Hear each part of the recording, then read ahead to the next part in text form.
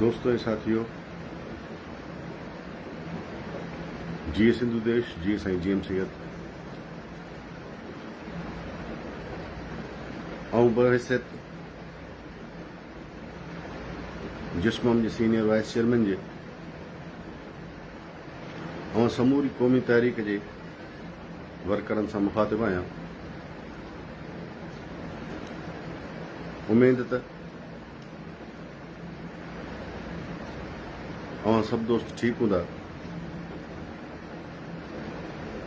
ऐं पंहिंजे वतन जी आज़ादी जे लाइ जिते जिते मौजूद आहियो जिदोजहद में मसरूफ़ हूंदो। अॼु आउं हिकिड़ी नंढड़ी वज़ाहत करणु चाहियां थो त सिंध अंदरि क़ौमी तहरीक खे सोढ़ ऐं घुट वारे माहौल में बंदि करण जी हिकिड़ी नाकाम कोशिश मुख़्तलिफ़ वक़्तनि खां वठी रियासती इदारनि जे तरफ़ां कई वई आहे ऐं बावजूदि उन जे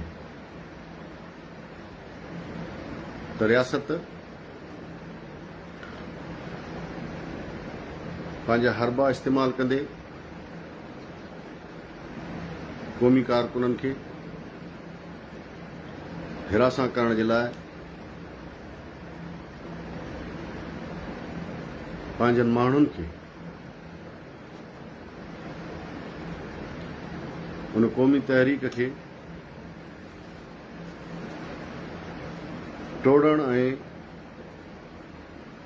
ख़त्म करण लाइ सिंध अंदरि ऐं सिंध खां ॿाहिरि मुख़्तलिफ़ पैकेट्स तैयार करे उन्हनि खे मैदान में लाथो वञे थो। आउं कंहिंजो बि नालो खणणु मुनासिब नथो सम्झां, पर अवी सभु क़ौमी तहरीक जा वर्कर बाशऊर ऐं समझदार आहियो ऐं इन समूरी रांदि खे चङी तरह समझो था, पर बावजूदि उन जे आउं पंहिंजी ज़िम्मेवारी सम्झंदे दोस्तनि खे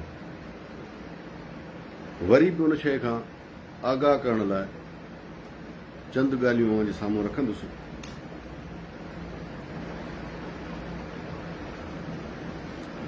त रियासत जो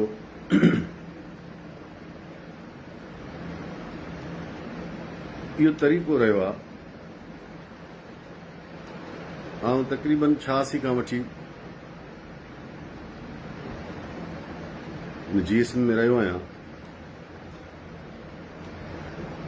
रियासत जीए जीए मरे मरे अहिड़े क़िस्म जा नारा ॿुधण लाइ त मुकमिल तौर ते तयारु हूंदी आहे। तव्हां भल सिंध जी सियासत बि कयो, सिंध जी जीए जीए बि कयो, पंजाबियुनि खे गारियूं बि ॾियो, फ़ौज खे गारियूं बि ॾियो, इन ते असांखे को बि ॾुख ऐं तकलीफ़ न थींदो। पर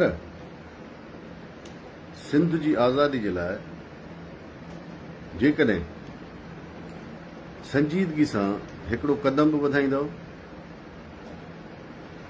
त पोइ असां अव्हां खे बर्दाश्त करण लाइ तयारु न आहियूं।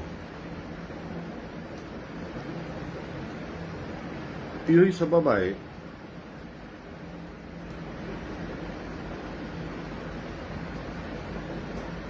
त जंहिं ॾींहं खां क़ौमी तहरीक पंहिंजे जोहर में सिंध जी आज़ादी जे लाइ संजीदा क़िस्म जा क़दम जॾहिं अॻिते वधाइण शुरू कया आहिनि, तॾहिं खां रियासत जूं वायूं बताल थी वियूं आहिनि। पोइ हू मुख़्तलिफ़ तरीक़नि सां अवां सभिनि दोस्तनि खे ड्रेजारण, हीसाइण, गुमराह करण जी कोशिश कंदा। उन में हू कहिड़ा कहिड़ा हरबा इस्तेमालु कनि था ऐं कहिड़ा कया अथनि ऐं आईंदा कहिड़ा कंदा, उन्हनि ते अवां सभिनि दोस्तनि जी नज़र हुजणु घुरिजे। अॼु हिकिड़े तरफ़ सिंध जी आज़ादी जी जिदोजहद में तेज़ी अचण जे करे रियासत परेशान आहे, त ॿिए तरफ़ उहे दोस्त जेके पार्टीअ जी पॉलिसियुनि सां इख़्तिलाफ़ बि रखनि था, ग़लति क़िस्म जा स्टेटमेंट विझनि था, ऐं जॾहिं पार्टी उन्हनि जे लाइ फ़ैसिलो करे थी तॾहिं उन्हनि खे उहो फ़ैसिलो नाख़ुशगवार गुज़रे थो। पहिरियां जिन दोस्तनि सां राब्तनि जी कोशिश कई वई ऐं उन्हनि ताईं मैसेजिस जेके पहुचाया विया उहे मूं बि ॿुधा आहिनि त बाबा पार्टी अंदरि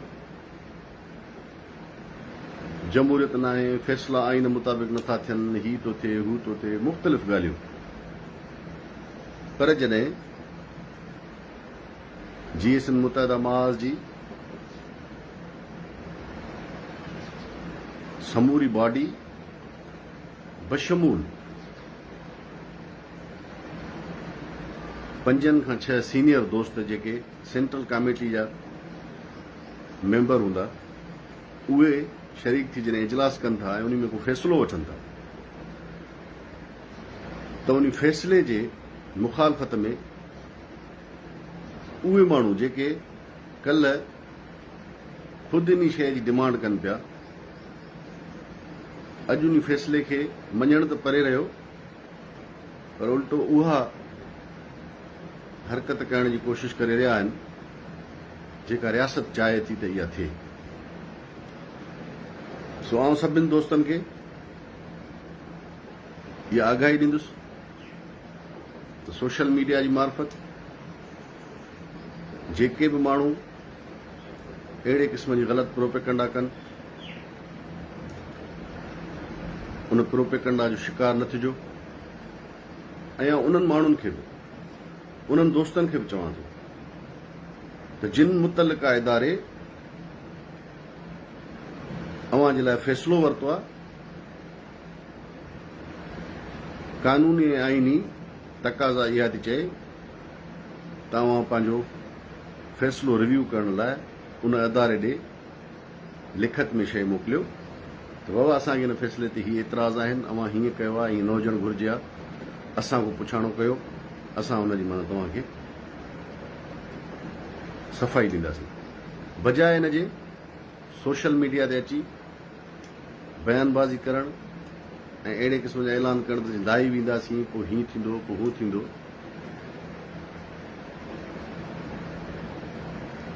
असां उन्हनि सभिनि दोस्तनि खे सुञाणूं बि था, पर आउं हिते उन्हनि दोस्तनि जी ज़ाती ज़िंदगी या ॿियनि मामलनि ते बहस करण लाइ न आहियो, पर एतिरो ज़रूरु चवंदुसि त ख़ुदारा सिंध ऐं सिंध जे माण्हुनि ते रहम कयो। सभु शयूं सम्झंदे बि जेकॾहिं अहिड़े क़िस्म जी हरकत कंदव त असांखे को एतिराज़ कोन्हे को। असांजा सीना बि वॾा आहिनि, दिलि बि वॾी आहे ऐं असां बर्दाश्त बि करे वेंदा आहियूं। अहिड़ियूं हरकतूं मुख़्तलिफ़ वक़्तनि ते GSN मुत्तहिदा महाज जे लाइ प्री प्लान तहत थींदियूं रहियूं आहिनि ऐं थियनि पियूं। असांखे इन जी का बि तकलीफ़ कोन्हे। असांखे तकलीफ़ इन शइ जी थिए थी त पार्टी जी पॉलिसियुनि सां इख़्तिलाफ़ रखी सघिजे थो, पर आम मासिस में उन ते बहस करणु ऐं उन ते छो छंडणु इहा गैर इनकलाबी हरकत आहे ऐं पाण खे वॾा इनकलाबी सॾाईंदड़ दोस्त अॼु उन जो शिकार थी विया। सो आउं वधीक कोन थो चवां, पर एतिरो ज़रूरु चवंदुसि त सिंध जा उहे क़ौमी वर्कर, क़ौमी तहरीक जा कारकुन, उहे सरफरोश जेके सिंध जी आज़ादी जे लाइ पंहिंजा सिर तिरनि ते खयो अॼु बि मैदान अमल में आहिनि, उहे अहिड़ी कंहिं बि प्रोपेगंडा जो, अहिड़ी कंहिं बि मनफ़ी प्रोपेगंडा जो शिकार न थियनि ऐं जेॾी महिल बि ज़रूरत महसूसु कईसीं त वरी अव्हां सां मुखातिब थी अव्हांखे सभिनि शयुनि खां आगाह करण जी कोशिशि कबी। सो ही दौर जेको आहे सोशल मीडिया जो दौर आहे ऐं हिते कंहिंजी बि ॻाल्हि का लिकी नथी सघे। केरु केतिरो ईमानदारी सां हले थो, कंहिं केतिरी ईमानदारी सां जिदोजहद कई आहे, कंहिंजी केतिरी कुर्बानी आहे, उहे सभु दोस्त ॼाणनि था। पर मां बार बार पंहिंजे ॻाल्हाइण जे दौरान इहा शइ ज़रूरु रखंदो आहियां त असां ख़ासि तौर ते आउं इन शइ जो क़ाइल आहियां त कुर्बानी ॻणाइण जेका आहे न, उहा इंतिहाई ग़लति तमल आहे। जेकॾहिं आउं बि चवां त पोइ वॾा 5-6 सालनि खां घर नथो वञा, मुंहिंजो पीउ गुज़ारे वियो, पोइ हीअं थियो, पोइ हूअं थियो, पोइ कुर्बानी आहे, पोइ हीअं आहे, पोइ हूअं आहे, आउं चरियो त न आहियां, मुंहिंजो मथो ख़राब त न थियो जो आउं पंहिंजी ॾाढी सुठी ज़िंदगी छॾे अची 2010 में जिस्म में शामिल थियुसि। इहो मुंहिंजो पंहिंजो फ़ैसिलो हुयो। आउं सम्झां पियो त जॾहिं ईअं कंदुसि त इहे सभु तकलीफ़ूं ॾिसणियूं पवंदियूं। इन करे उहा कुर्बानी मुंहिंजी कंहिं ते बि थोरो कोन्हे, उहा सिंध जे लाइ आहे ऐं सिंध जे लाइ इहा कुर्बानी तमामु घटि आहे। जेकॾहिं दोस्तनि खे अहिड़े क़िस्म जी का बि शिकायत हुजे या आहे, बराए महिरबानी मुतलिका इदारनि सां राब्ते में अची पंहिंजा मामला हल कनि, वधीक बहितर आहे। बाक़ी जेकॾहिं कंहिंखे शौक़ु आहे सोशल मीडिया ते अचण जो ऐं उन में माना जेकॾहिं वेही करे 5 ॻाल्हियूं दानिशवराना अंदाज़ में कोई करे सघे थो, बिल्कुलु करे वेंदो। पर इन्हनि शयुनि जो नुक़सानु जेको आहे उहो सिंध खे पवंदो। असां अहिड़ियुनि शयुनि खे बर्दाश्त कयो आहे पहिरियां बि, 2012-13 खां वठी मुख़्तलिफ़ तरीक़नि सां माण्हू सोशल मीडिया जे ज़रिए, ॿियनि मामलनि में, ख़तो किताब जे ज़रिए, पर असां सिंध जा उहे आशिक़ आहियूं जेके सिंध जे करे पंहिंजे मथां उहा गार बि बर्दाश्त कंदा आहियूं जेका शायदि ज़ाती ज़िंदगी में कंहिंखे ॾियण जी ज़रूरत बि नथी हुजे या कोई सोचे बि सही। पर हीअ सिंध आहे, सिंध वतन आहे, उन जी आज़ादी जे लाइ जिदोजहद था कयूं। ज़ाहिर आहे कंडनि जा रस्ता उन में हलणो थो पए। उन में जेकॾहिं असांखे के माण्हू के धुरियूं गारियूं बि ॾियनि था, घटि वधि बि ॻाल्हाइनि था, त उहो असांजी अखियुनि ते, असां सिंध जे लाइ सभु बर्दाश्त करण लाइ तयारु आहियूं। सो वरी बि आउं दोस्तनि खे चवंदुसि त इन्हनि समूरनि हरकतुनि खां पासो वठो ऐं उन क़ौमी तहरीक जे वर्करनि खे चवंदुसि तव्हां बाख़बर रहो त सिंध सां छा पियो थिए। वॾियूं साज़िशूं आहिनि ऐं उन्हनि साज़िशुनि जो जेको बि हिसो थिए थो उन खे इन खां पासो थियणु घुरिजे। तव्हां दोस्तनि जी महिरबानी। जीअं सिंधु देश, जीअं संग